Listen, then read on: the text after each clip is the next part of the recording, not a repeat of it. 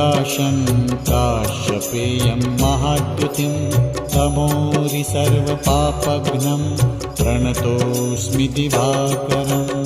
ॐ ह्रां ह्रीं ह्रौं स्वः सूर्याय नमः। ॐ ह्रां ह्रीं ह्रौं स्वः सूर्याय नमः।